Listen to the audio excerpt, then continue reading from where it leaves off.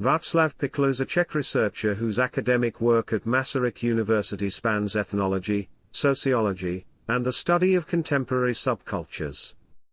He completed a bachelor's thesis in 2006 on the Rainbow Family movement and a master's thesis in 2009 titled Phenomenon of a Living History, which examined Czech and Moravian Euro-Indian communities and the living history subculture through ethnographic analysis of powwow gatherings. His graduate work shows a sustained focus on alternative communities, reenactment cultures, and the reconstruction of historical or imagined identities.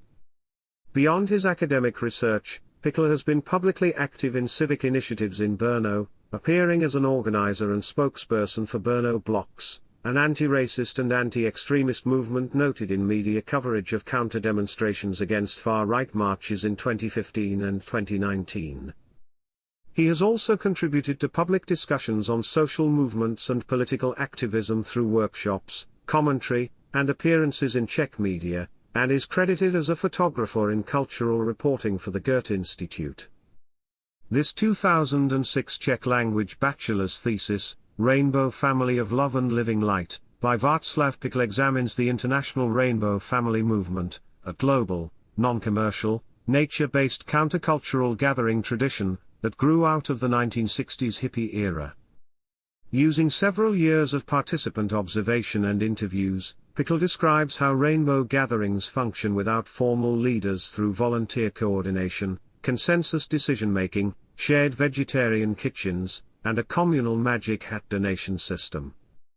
The movement embraces radical openness, ecological values, and an eclectic spirituality that blends elements of New Age, Hindu, Christian, and indigenous traditions, while rejecting labels like religion or sect. In tracing its history from the first 1972 Colorado gathering to its later presence in Europe and the Czech Republic, Pecl shows that the Rainbow Family is best understood not as an organized group, but as a temporary utopian community and socially constructed family or tribe, defined by participation, diversity, and an ethos of peace and mutual respect.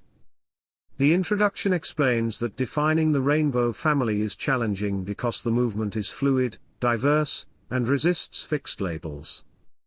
To understand it properly, the author argues that one must look at the broader cultural backdrop of 1960s America, including the rise of subcultures, counterculture, and New Age spirituality. The thesis relies on immersive participant observation, living within rainbow gatherings for several years, alongside structured interviews and the use of internal materials and orally transmitted history from participants. The introduction also clarifies key terminology used throughout the work, such as rainbow, family, and duhovy, since these terms function both as names for the movement and for its individual members. The thesis states that Václav Pecl attended a total of 6 European rainbow gatherings, though only one is identified by year and location, the 2005 European gathering in Germany. In the same year, he also conducted 2 weeks of fieldwork at a Czech local rainbow gathering held in the Rychleby Mountains near the former village of Zastavka. While the thesis confirms 6 European visits overall, it provides detailed descriptions only for these 2005 gatherings, with the remaining 5 European events mentioned collectively but not individually specified. The thesis first explains what subculture means in sociology. A subculture is a smaller group within a larger society that shares its own norms, values, ways of behaving, and lifestyle. There are 2 main ways to define it. Substantive definitions focus on what the group believes and does, its content, while functional definitions focus on what the group does for its members, for example, helping them cope with shared problems. Subcultures always exist in relation to a dominant, mainstream culture, sharing some values with it but also differing from it, and even within a single subculture, not everyone behaves or believes exactly the same way. Next, the thesis distinguishes counterculture from subculture. While a subculture can simply be different, a counterculture is more clearly against mainstream society and its values. Countercultures actively criticize or reject what they see as the problems of the dominant culture and try to live in an alternative way. The text connects counterculture especially with the 1960s, when youth movements, hippies, and various radical groups challenged consumerism, traditional authority, and conventional morality. Finally, the author introduces the New Age as another key concept for understanding the Rainbow Family. New Age movements are characterized by a strong focus on spirituality outside traditional churches, personal growth and transformation, belief in the interconnectedness of everything, and a pick-and-mix approach to religious ideas, taking bits from Eastern religions, esotericism, psychology, etc. This New Age mindset strongly influences the Rainbow Family, their stress on inner experience, alternative spirituality, harmony with nature, and the freedom to combine different spiritual traditions all reflect typical New Age themes. The history section begins by describing the origins of the Rainbow Family in the broader context of the 1960s counterculture. The movement grew out of hippie ideals such as anti-materialism, communal living, creative self-expression, and a longing for spiritual freedom beyond traditional religious institutions. Early American communes, such as the farm, provided practical models for cooperative living, while environmental ideas like the Gaia hypothesis encouraged a worldview centered on the Earth as a living, interconnected system. Together, these influences shaped a movement committed to peace, ecological awareness, and alternative spirituality. The first Rainbow Gathering, held in 1972, was inspired in part by the Vortex Music Festival in Oregon, which had brought together diverse countercultural groups. Rainbow organizers envisioned a different kind of event, non-commercial, free of stages and performers, held deep in nature, and focused on communal presence rather than spectacle. The inaugural gathering took place in Colorado near Strawberry Lake, and attracted over 20,000 participants. Despite tensions with authorities, who initially tried to prevent the gathering, the event ultimately proceeded, featuring peaceful demonstrations, meditation for world peace, and the establishment of traditions that would define future gatherings. Following its success, annual U.S. gatherings continued and the movement rapidly expanded. The thesis then describes the spread and development of the Rainbow Family beyond the United States. By the early 1980s, gatherings began appearing across Europe and eventually on other continents, maintaining a recognizable structure built around volunteer organization, shared kitchens, consensus decision-making, and open spiritual practice. Even as different countries hosted gatherings, core customs remained consistent, creating a worldwide sense of familiarity among participants. The movement can also be understood through the concept of the Temporary Autonomous Zone, TAZ, a temporary community that operates outside mainstream social structures, allowing participants to experiment with new forms of social relations, cooperation, and freedom. Who are the Duhovy explains who the Rainbow people actually are. The participants are very diverse in age and background, most are young adults, but you also find children, elders, and people from many countries and social groups. They don't have a uniform, yet they're easy to spot, often dressed in very colorful clothes made from natural materials, decorated with beads, feathers, and ethnic style elements inspired especially by Native American or Indian cultures. Many paint their faces or bodies, wear dreadlocks or braids, and some practice nudity or near nudity as a statement of freedom and natural living.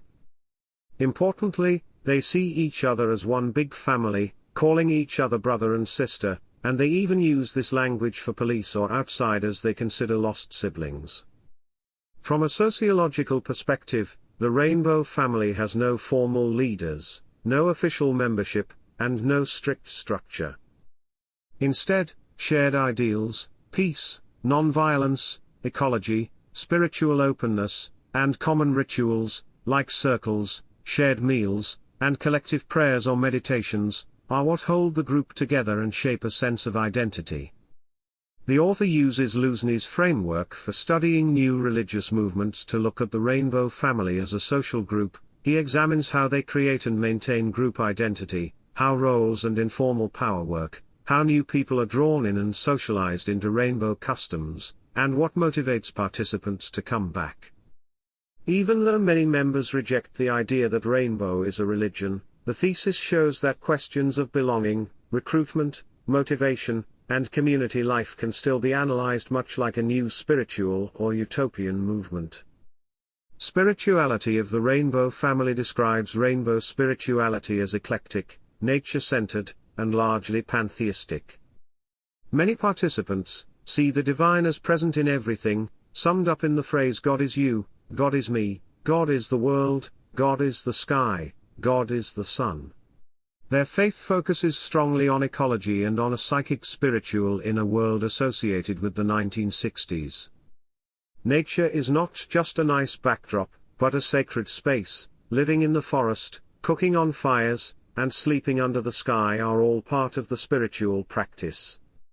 This spirituality is shaped by influences from a range of established movements and traditions. The thesis discusses Rastafarianism, with its dreadlocks, reggae culture, vegetarianism, and reverence for cannabis, Hare Krishna, ISKCON, whose devotees run a long-standing rainbow kitchen and bring in Bhakti-style chanting and the idea of sacred food, prasadam, and various forms of Buddhism and Neo-Hinduism, including yoga and meditation practices. New Age currents add ideas about energy, personal transformation, and holistic healing, while neo-pagan and indigenous-inspired traditions introduce elements like goddess imagery, seasonal rituals, and earth-centered practice. The Osho/Rajneesh movement contributes meditation techniques and a more psychological, experimental approach to spirituality. From these sources, the Rainbow Family creates its own spiritual style, freely mixing Hindu mantras, Christian hymns, drumming, guided meditations, and silent circles around the fire. The key is experience and feeling rather than doctrine. People are encouraged to find their own way to the divine, often through reconnecting with nature and community. At the same time, many rainbow participants strongly reject the label of religion, church, or sect and insist that rainbow is rainbow, nothing more.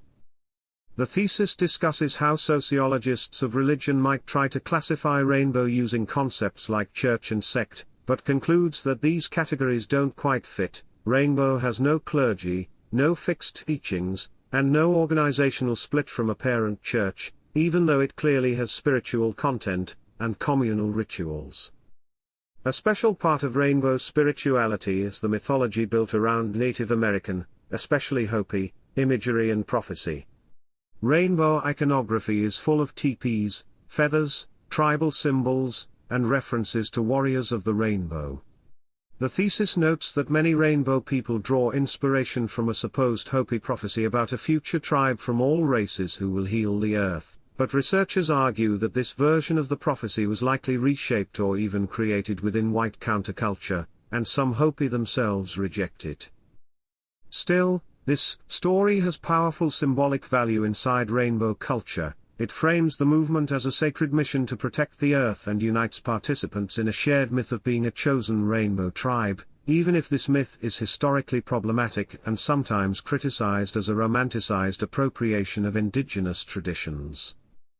Infrastructure and organization of gatherings shows that, even though rainbow gatherings officially have no leaders, they rely on a surprising amount of informal organization.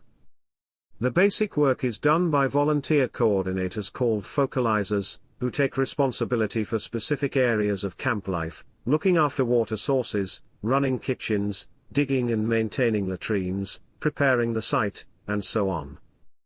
Some people naturally take on the same job year after year, for example always running a kitchen or caring for springs, and the author describes them as highly committed individuals whose energy is essential to keeping gatherings functioning smoothly. Above this everyday level, the council, RADA, acts as the main decision-making body.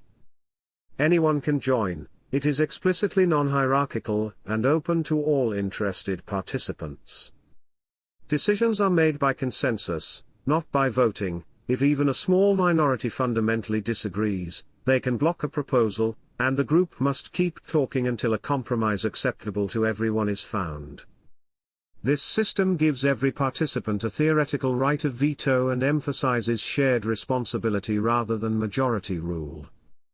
The process is slow and demanding, but the thesis argues that it strengthens unity and avoids the creation of formal leaders or factions. A crucial part of the infrastructure is the seed camp, a team that arrives on site weeks before the official start. These early volunteers negotiate with forest authorities or landowners, locate and improve water sources, build the first kitchens and latrines, mark trails and parking areas, and set up the welcome center near the entrance. Seed camp members often live with very limited food and supplies until other participants arrive, sometimes surviving on cheap or salvaged food, yet they effectively set the tone of the gathering and pass on practical know-how from year to year. They are usually drawn from the more experienced, often poorer on-the-road rainbows who stay for setup and cleanup, providing continuity of culture and skills between gatherings.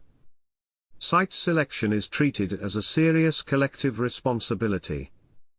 The thesis cites criteria formulated by a Thanksgiving Council in 1991, an adequate open meadow for the main circle and main fire, reliable access to drinking water or water that can easily be treated, minimal long-term environmental impact, enough space for parking, some isolation from nearby settlements and tourist centers, but not so remote as to be dangerous, a workable relationship with forest authorities, access to deadwood for fuel, suitable sloping terrain that drains well, and multiple approach routes to ease police controls and traffic problems. These requirements show that gatherings are carefully planned to balance spiritual and social goals with ecological and practical considerations. To coordinate across regions and years, the Rainbow Family uses a mix of informal and semi-formal communication tools. Advice on how to organize healthy gatherings circulates through manuals such as CALM and various mini-manuals, which describe good hygiene, conflict management, and infrastructure tips. Information about upcoming gatherings spreads through word of mouth, regional newsletters, small magazines like Always Free or Ho, address guides such as the Rainbow Guide, and nowadays also online message boards and email lists. These channels help maintain a loose global network while keeping with rainbow values of decentralization, gift-based sharing, and distrust of commercial or centralized media. Finally, the thesis devotes considerable attention to kitchens and food, which are central to both daily life and the movement's ideals. The oldest and most famous is the Hare Krishna kitchen, run by ISKCON devotees who serve sweet vegetarian prasadam, and chant mantras while cooking and serving. Some rainbows appreciate this, while others criticize it as a subtle recruitment strategy. Most kitchens are vegetarian for spiritual, ethical, and practical reasons. Meat is expensive, hard to store, and risky without refrigeration, yet not all participants are vegetarians, and there are ongoing debates about diet, sugar, and the use of substances. Food and other expenses are funded by the Magic Hat, a donation bowl passed around in circles and camps. Everyone gives what they can, and a small Magic Hat Council keeps transparent accounts open to anyone. Concerns about drugs and stimulants have also led to spaces like the Brouhaha Tea House, which avoids common rainbow drugs such as caffeine and tobacco and offers a clean, calm environment for those wanting to reduce or quit substances. European and Czech context looks at how the rainbow movement took root in Europe and then specifically in the Czech Republic, using both historical reconstruction and interviews with Czech participants. It starts by reminding us that European gatherings as a whole began in 1983 in northern Italy, near the Swiss border, and then rotated every year through different European countries. These gatherings were smaller than the big American ones but still attracted up to a few thousand people, with numbers peaking around the full moon. Against this broader European backdrop, the author zooms in on how a specifically Czech rainbow family emerged within this international network. The arrival of rainbow in the Czech Republic is traced mainly through fieldwork and interviews. On European gatherings, Small Czech Moravian Slovak camps would naturally form because of language and friendships, even though many of these people had never been to a gathering on Czech soil.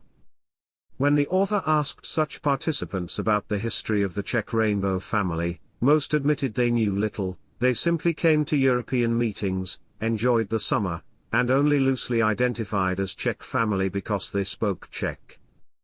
This made reconstructing the early history quite difficult. Only after persistent searching at a German gathering did the author finally locate people who had helped organize Czech events and could recount inside details of organization and history. From these testimonies and additional data, the thesis concludes that the first rainbow gathering considered Czech was actually a European rainbow in 1995 in the Novohradské hory mountains, near the Austrian border, close to the village Podhorské Ves in Šumava. The decision to hold a European gathering in the Czech Republic was reportedly made by consensus 1 year earlier at a rainbow in Poland. Two key interviewees, Slavk, who had known the Rainbow Family from America, and Mahadeva from Prague, described this event as the moment when a Czech family first truly crystallized. They recall who helped organize it and how Czech involvement took shape. The early organizers and influential figures include a small circle around Český Krumlov, Edgar, Plameník, and Leader. Slavk remembers that while he no longer knows exactly who invited the rainbow to the Czech Republic, the whole thing was run by people from Krumlov, Edgar, Plameník, and Leader.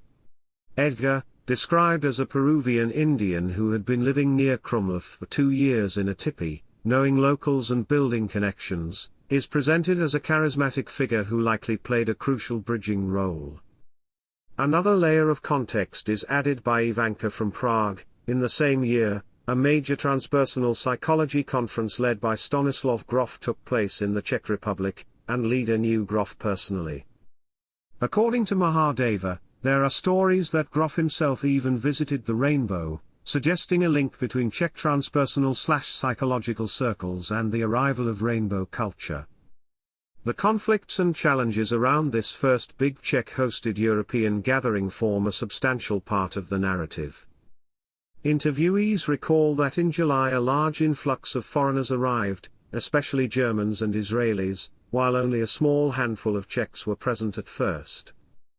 The real turning point came after Czech television broadcast a report that hippies are camping here. Following this, crowds of curious Czechs started pouring in, many loaded with bottles of rum and having no idea what rainbow was about, including the norm that alcohol is not part of gatherings. Experienced rainbow participants suddenly had to work very hard to explain basic rules, keep order, and protect the surrounding landscape. Slavk stresses the enormous effort needed to manage about 3,500 people and the responsibility they felt for the local environment. These events highlighted tensions with authorities and regulations, especially regarding hygiene, and the sensitive border location. The gathering took place close to the Austrian border in what had been a border zone, which made police and forestry officials particularly nervous. The proximity to the frontier was repeatedly singled out by officials as a major problem. This is echoed elsewhere in the thesis, where interviewees recount that authorities insisted on formal permits, legally responsible individuals, and modern toilets, requirements fundamentally at odds with Rainbow's leaderless, low-tech style. Even though the land was properly rented, damages to nearby poppy fields were compensated, and the site was carefully cleaned afterwards. Police and forest administration still demanded that a culprit be found and heavily fined as an example. Vosik, an organizer with a truck and trailer who had been vital in bringing water and food to the camp, eventually accepted formal responsibility for the unauthorized event. The fine, reportedly in the tens of thousands of Czech crowns, was raised without difficulty through the communal magic hat. At the same time, this challenging European gathering became the birthplace of a more organized Czech rainbow community. Slavk and Mahadeva recall that the founding of the Czech family happened in a small tea tent they called Uzobisk, at the Little Frogs, where Czech newcomers and a few veterans gathered. After the TV report and an article in the Weekly Respect, people started arriving by the dozens and first stopped at this tea tent, where they received introductions to basic rainbow principles and practices. Mahadeva describes a rainy afternoon during which the Czech group was initiated by several hours of hipstery, rainbow slang for the movement's history. According to Slavk, participants were fired up by this storytelling. They immediately began keeping a chronicle, compiling address lists, and even planning civic associations to buy land for future gatherings. After the main gathering ended, a group of the remaining participants agreed to meet again a few days later on Mount Rip, a symbolically important hill in Czech national mythology. This kind of after-gathering shift is a rainbow tradition. A smaller, more tightly knit group stays together once they already know and trust each other, and they can use leftover food and materials from the main event. In this case, about 200 people moved to an old quarry on Rip and camped together for another 3 weeks. Slavk admits he was the one who knew the suitable spot and led people there. The thesis describes this Rip camp, from 9 September to the 3rd of October, as the first explicitly local gathering of the Czech Rainbow Family. From interviews and subsequent reports, the author reconstructs a whole timeline of later Czech local gatherings. After the Rip camp in autumn 1995, there were meetings in and around Český Krumlov and Kokorin in June 1996, then in 1998 near Oslavany in Moravia. From 2000 to 2002, Czech gatherings were held in Šumava near the village Javory, and in 2003 on a meadow near the village Píkna by Volary. In 2004 no Czech local gathering took place, largely because people attended the Bulgarian European gathering instead. In 2005, after the European Rainbow in Germany, the Czech family moved to the Šlebské hory mountains. There, on the pastures of the now vanished village Zastavka, abandoned after the expulsion of German inhabitants and later demolished by the army, they held another local gathering of about 100 people, including some foreigners coming directly from Germany. The author spent roughly 2 weeks doing field research at this Rychleby camp, emphasizing its friendly, family feel and the fact that at this moderate size, formal councils were barely needed because everyone knew each other and issues could be resolved informally. The examples drawn from interviews also highlight cultural differences and expectations between foreign and Czech participants. At the 1995 Novohradské gathering, many of the early foreign attendees were already familiar with rainbow norms, non-commercialism, sobriety, ecological care, and consensus-based cooperation. When big waves of Czechs arrived via media coverage, many saw the gathering simply as a free festival or party, brought alcohol, and did not initially understand why they were being asked not to drink or to dig latrines and carry water. This created a steep learning curve for both sides, for newcomers who had to discover that rainbow is not just a party, and for Czech organizers who had to suddenly manage a large, culturally mixed crowd. Finally, the negotiations with local authorities, as recounted in interviews, underline a recurring structural tension. Rainbow's informal, leaderless, temporary autonomous model clashes with a state system that insists on named organizers, formal responsibility, and compliance with hygiene and safety norms designed for conventional events. Authorities struggled with the idea that thousands of people could gather without a clear legal subject in charge. Rainbow participants, on the other hand, tried to protect their non-hierarchical ethos while still renting land, compensating damages, and leaving the site clean. Cases like the fine levied on Vosik show that, in practice, individuals sometimes step into the role of official responsible person, even though such a role contradicts rainbow ideology, something the author interprets as a concrete example of the broader contradictions faced by alternative movements interacting with state structures. In the conclusion, the author argues that the rainbow family can be understood both as a subculture and as an expression of New Age spirituality. As a subculture, rainbow is clearly set apart from mainstream society by its values and way of life. The movement could almost serve as an archetype of subculture because of how strongly it contrasts with mass culture. Its relationship to the dominant society is not primarily violent or confrontational, however, Rainbow aims at changing the wider world, but insists that this change must happen through non-violence and tolerance, not through struggle or aggression. At the same time, the author sees the Rainbow Family as a living embodiment of New Age ideals. This is most evident in the way participants freely combine elements from many spiritual traditions into their own eclectic mix, and in the strong emphasis on personal spiritual experience rather than formal dogma or institutions.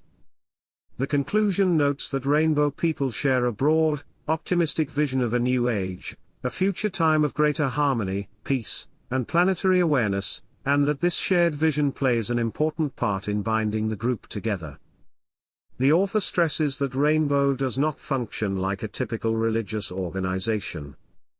There is no shared official religion, no recognized leader, commander, or guru. On each gathering, some people naturally take on responsibility for infrastructure and coordination, but they lead mainly by example and personal authority, not through formal positions. The movement is not an organization or a club with membership lists and fees. Instead, it is portrayed as a loose network of people who are open to different ways of understanding the world and who are united by their attempt to respect each other across these differences. From this, the author develops the idea of Rainbow as a socially constructed family or even nation. Some interviewees explicitly spoke of belonging to the Rainbow Nation. The thesis interprets this as an example of collective or ethnic identity that is not based on shared blood, territory, or long historical continuity, but is instead built through interaction at gatherings, shared rituals, and the repeated use of family-like language, brothers, sisters, tribe. This Rainbow Nation is therefore seen as an unintended or semi-intended outcome of the social processes that structure life at gatherings. Because Rainbow combines features of subculture, New Age spirituality, utopian community, and social movement, the author concludes that no single definition or disciplinary lens is sufficient to fully capture it. Simple labels like sect, church, festival, or hippie camp all miss important dimensions of the phenomenon. The conclusion suggests that only an interdisciplinary approach, drawing on sociology, religious studies, anthropology, and subculture theory, can do justice to the complexity of the Rainbow Family and its gatherings.